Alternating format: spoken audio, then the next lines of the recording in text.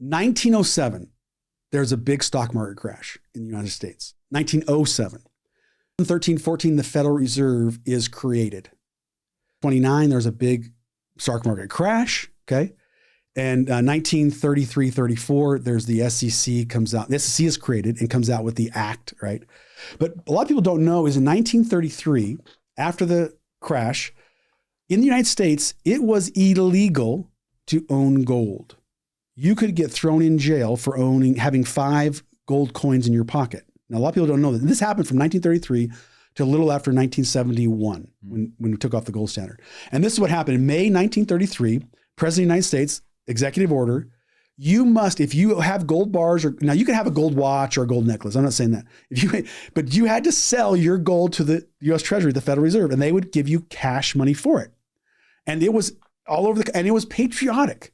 Think about 1929. We had the back crash, the Great Depression's in, and they're saying, listen, to shore up our country, we need to put all the gold in Fort Knox and have it backed by the US dollar, and that will get our country out of this Great Depression.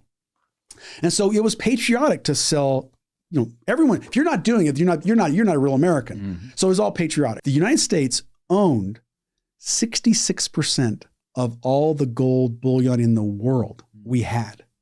So they reset all the currencies around the world in 1944 at Bretton Woods.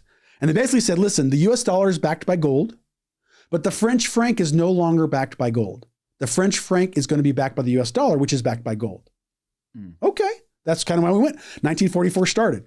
So by 1971, France was like, you guys are printing way more money than you have gold. You guys are abusing the system. We know it. So President de Gaulle of France sent his 2 ships over to one of our harbors to pick up his gold. He had all this cash money. He says, we're going to pick our gold up because these guys are printing way too much money.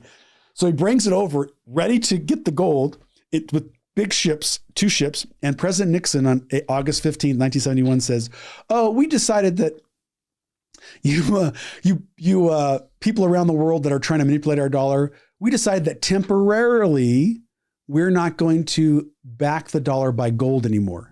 And the next Monday morning, it was over. Fiat currency was there. So the US dollar became, the US dollar is 53 years old now, right?